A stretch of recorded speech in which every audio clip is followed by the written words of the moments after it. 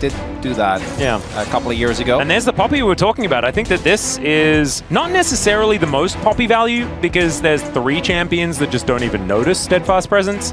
But you can stop Cassante from doing some Cassante things. That could certainly be good and does limit Delight's choices as far as what he wants to be locking in here. It also is one of the picks that, again, will have a really big impact when they roam. And Jhin is a AD carry that's pretty self-sufficient, so you can just leave him on his own. Yep. As there is the Leona, always going to feel a little dicey playing into the Poppy, but it's Ashley Leona, right? Like the amount you can still press R. You can press R, and you can follow up. The amount of setup that's here is great. I do worry a little bit for HANWHA about that Wei. I think that Wei is really one of those picks that when it looks good, it looks amazing, but it's not necessarily Zeka's wheelhouse. And it also means that HANWHA Life are playing this comp a lot more on the kite back as opposed to what I think I was initially expecting, where they try and play a lot more aggressive. When I saw that core come out, their kite back is amazing though, and they have a lot of damage. But then I look at the T1 comp and I think that... Great for HLE. See whether they fixed it as we dive into game 2.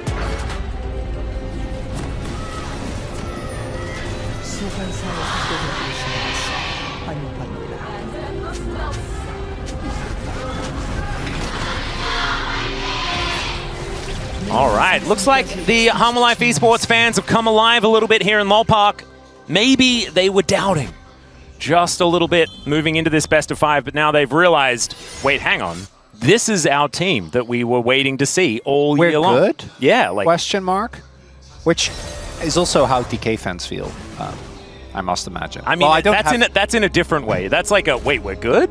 Whereas HANWHA's like, we were supposed to be good, then they weren't, and now they're like, hang on, wait a second, we were right at the beginning? At least DK had 0 expectations. I still have 0 expectations. Oh yeah, no. If you're expecting like DK versus Nongshim not to be something that DK fans should be sweating about, then you've got it wrong. That's all right. Let's have a look at this. Is the lane swap happening? It looks like it's not. Looks like we're gonna have standard lanes once again. This time on the correct sides of the map as well. We'll not see the Aftershock tech. We've seen that a good amount for the Cassante matchup. As both. What is this? Maybe we are.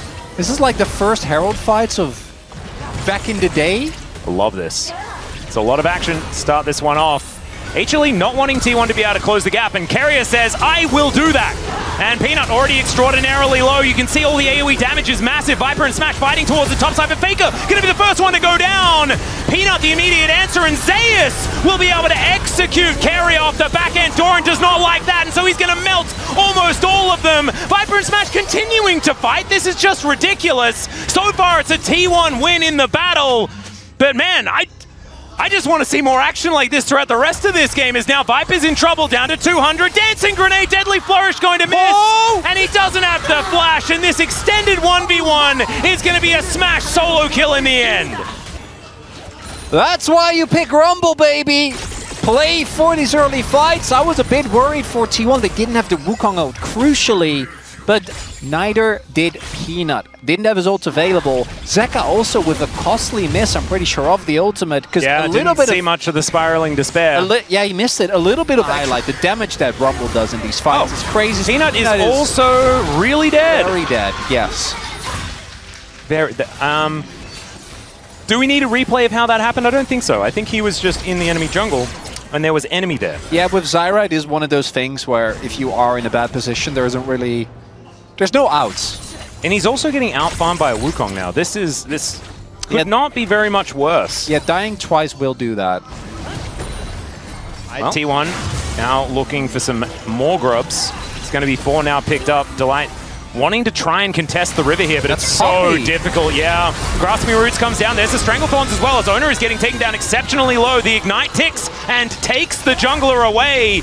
Now Peanut just trying to set up some of these plants to push T1 out of here. A good little fight here for HLE as Faker explodes! Okay, Zeka, I'll be right back. I'm just gonna kill Faker real quick underneath this turret. That did way more damage than I was expecting. Yeah, well, it caught Faker off guard. He had flash, like 100%. If he thought that would have killed him, I imagine he would flash as HANWHA Life. He'd also almost walked out of it as well. It was almost just, he was gonna be okay. That's all right. Those 2 kills are a big deal. As we'll see, Peanut is still getting zoned away from this and probably won't be able... He didn't get a single grub out of it as well, and he really wants to deny the 6 grubs, but I don't think he gets to as the rest of his team has to back. I mean, grubs were nerfed, so it should be fine, right? We Eclipse Delight actually can take a ton of damage, and then Zyra does do her job, able to land everything. As we take another look here, so Faker has gone for Airy, which obviously really good, very impressive early in lane, but not quite as strong in these long extended trades. And then here, just completely caught off guard. And wow. I'm not gonna lie, I know that it's one of those skill shots that does an insane amount of damage. And Peanut also, I mean, has them lined up here. There's the grasping roots that will connect, but I don't know whether this is going to be enough. Viper having to flash here towards the top side of the map as the arrow connects onto Carrier, and the turret is angry! Viper picks up that kill. Somehow Peanut got an assist. Not entirely sure how that one worked out, but maybe it's just the Rocks Tigers Zyra Ashe combination value there that's giving it to him. His Deadly Flourish going to get blocked there by Delight, once again looking like he wasn't even aware that damage was coming towards him. Faker now looking for some revenge against Zekker as the Chaos Storm flies down. He gets speared though, and there's the Spiraling Despair. Takes the double tap of the damage. Multi's now on cooldown. They seem to just always be on cooldown here in this mid lane. As now Peanut, he's going to face check and get cycloned immediately. Stranglethorns comes in, finds the Grasping Roots, and actually wants some more damage. The flash forward, and Ona finds the Q. Zekker, I don't think he's going to be able to kill him on his way out. And Ona just says, yep, see you later. Oh, Peanut, he could have walked out there. I think he tried to set the kill for Zekker, which would have been big, as Carrier is everywhere. Yep, there's the flash out from ZEUS. Don't know whether it's going to keep him completely alive, but let's see what's going to happen. The ulti knocks him up, and he gets the shield, and looks like Doran not willing to tank too much more of this turret, so they'll let him live. As this turret is by its lonesome, should be first turret blood going over to T1 here, as HLE just wanting to get themselves a Rift Herald. And so the teleports come through from Doran. Okay, he's going to show up. They want to fight for this, but that is going to be the Herald coming on through. ZEUS looking to try and start this one. Has already broken it up as the equalizer. It goes down. Zekker taking so much damage. He shouldn't be there.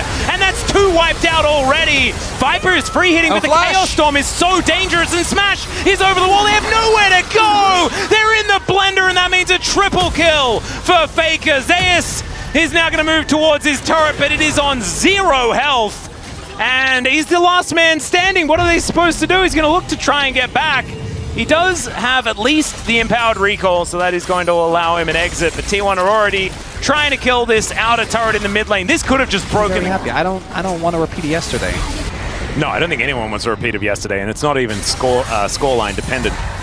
Yesterday was just a little bit of a roughie. It was, yeah. It's not the end of the line yet for HANWHA. Their team fighting does remain quite strong. Their poke is good.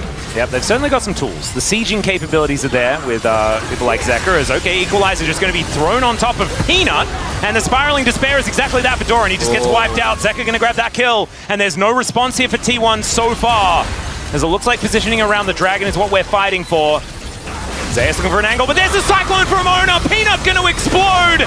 Gets destroyed by Smash, and now we'll see whether ZEUS can find some kills. Gets one onto the Monkey, wanting to charge up that Q, but doesn't quite get there. Zekker and Viper, a fair bit of damage, and Delight's moving in to be that front line. 3 versus 3 now in the fight, but the stun from the gravity field is massive. Look at these Qs though, but here is Smash with that curtain call, and Delight doesn't seem to really notice. Carrier dives forward, somehow Delight's still alive. Avoids the Deadly Flourish, but that's Zekker having to flash away, and it's not enough. Viper, can he do it? The answer's no. Gets popped like a balloon, and T1, they'll win another fight and now march up the mid lane again. So close, yet so far for HANWHA Life there.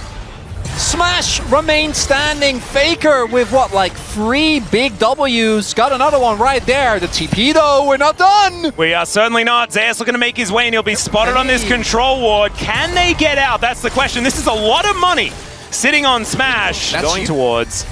And I wasn't buying it until I saw Faker pick it. And I'm like, now I know. I guess scrims might have looked like this for these other players. And that's why this champion is so popular. Because Faker is going to be, like, the damage charts are already reading definitely a lot as far as what Faker has been able to put in. And that's every single time he plays this champion. It's looking absolutely brilliant. Yeah, it's also remarkable after, well, obviously was a great one, but a very lackluster summer in MSI. As a Delight is, I think probably in trouble. Depends on owner. He doesn't want to commit the ult, which I think is fine. Well, the arrow connects here onto Carrier. Good damage here. No grasping roots up yet for I don't think so. Wasn't able to chain the CC. But last year in spring, it was Chovy first, and then a little bit of gap, and then Faker, and then a huge gap, and then everyone else. Yeah. Chovy is not in the conversation for best mid thus far, has not had a great LCK Cup. It's Faker and Showmaker. Oh, deadly flourish, and no grasping roots, has to flash immediately, and the bullet going to tag him. He's dead already before that final one does even come through, and that means no jungler for this Arakan. T1 with full control. Owner knows it. He's going to start up the buff. And Faker just waiting here. We'll be able to push out this wave, but no one can approach. Face-checking this team is so hard. Zeka knows it. He's in this mid lane. And there are bounties already. It's looking like a repeat, but with opposite sides of game number 1, right? T1 absolute domination in this game. And oh dear, when they turn the lights off, I get so scared. Faker gonna find the death ray as that is right on the edge. Not quite going to kill the Ashe. Atlas, there was one very funny irregularity in this. Very, very cute. Arrow gonna be sailing towards the top side of the map. Let's see whether it can... No, it can't. And they're just going to dive. Doran's the one tanking the turret, so he's likely to die here. Sent back home. We'll see whether Owner is going to be able to pick up a little bit of an exit kill, but they do just take the turret instead. Faker gonna get pulled back. I think that this is going to be enough. Yep, that's most of the kitchen sink thrown at him. And so they at least send him back home. This is something that they're capable of doing, though. Peanut rotates up. He's able to pick that one as finally our first dragon is going to be started right before Baron is spawning. So, you know, HANWHA Live, they can just stall. Soul is literally not... I mean, Elder is... it's about 25 minutes away. I think we're going to be okay. Oh, well, I mean, I guess we can end with Cloud. But yeah, no, it's that's what I said. I mean, it's Cloud Soul. Yeah, so it's Earth, Fire, and Wind. Fire, and Wind. Yeah. It's always just those drakes, though. All right. It's Atlas. Things are not looking good for HANWHA Life, unfortunately. I think the 2 consecutive team fights for T1 were just a little bit too much to bear. Outside of a Hail Mary steal from Peanut, getting themselves... Let's look at that. That's my Doran. He's just flashing in. Zeus able to not get stunned into the wall. Certainly good news. Gravity Field coming down here as Owner steals away the red buff. That's what we're fighting over now. Deadly Flourish going to connect, but eating the CC is Zeus. And Zeka really needs to land as much of this poke as possible. One of the problems is it's like, I feel like Zeka is so good. Person that does, you know, the Red Bull extreme sports. Yep. Like they dive off of stuff and they do a lot of, and then you like, go play this chess match. Like, yeah. What do you mean? It's like, yeah, just do it. You might be really talented, but it doesn't mean you're talented at everything. Yeah, I don't even think Zeka's had a bad game. It's just... No. It just doesn't really fit, you know? Still, he's ahead in farm. There's at least that. Still, there's a lot of very large gold lead. He's down 1.8k gold, Atlas. Look at Delight's lead, though. Look at Delight's lead, man. Yeah. Massive. Yeah, 1.8k isn't as bad as 2.3k, though. Zeus is really, really far behind. And Zeka's only really far behind. Yeah. Yeah, we're talking about a game that's already over, guys. Okay. If you didn't... Again, as long as they don't flip a Baron and lose it, I think T1 have this one in the bag. That's the only... Like, they get the bounty, they get the stall. We have another 10 minutes. What is it? 13 minutes before we need to fight for Soul. Well, Delight is possibly in trouble. As there's another Deadly Flourish, beautifully placed. The Equalizer will mean that Delight is dead. The arrow just sails by, and Faker goes golden to keep himself alive. The all-out, though, is now he has to 1v1 against Zeus. Keeper's Verdict gets rid of the Ashe, though, so can't be offering the extra damage, and Zeus has to flash away. In the meantime, there is a battle on the other front, as that is not the correct Wukong. And HLE, there is only one on the floor right now, but T1 keep everyone alive. And that might just mean they can use that man advantage to take this Baron. That's a lot of ultimates used, but it's the same for HANWHA Life and they have zero vision. We just saw as well the amount of vision that's there for T1 in this top. Look at that. Yeah. Look at that. They're seeing everything. Peanut, though. A man with a dream and a mission. And again, a lot of ults are out. They have good poke. This Baron is so incredibly low. It is going to be secured here by Owner. Deadly Flourish just barely avoided by Viper was nicely done, but his don't have very much damage, and Doran is just flashing in. Peanut in so much trouble, and yeah, between a rock and a hard place doesn't really do it justice. There's 2 on the floor already. Another beautiful gravity field position there as Zeus is just going to be stunned up and burnt down. Delight goes as well. It's a double for Owner off the back end of that, and with 5 men standing, T1 are going to march down the mid lane, utilize this brand new Baron buff, and send us to a game number 3. T1, after a very lackluster game number 1, strike back with some amazing team fighting. That mid-jungle duo is going to be looked at, but even Doran on the Rumble, earning the prio on that pick. Oh, yeah. Through and through in this one. And Atlas, I know you're normally the one that does this, but I am looking at my hands. I can see it. I can see it. It's all over you. I can't even see the hands anymore. This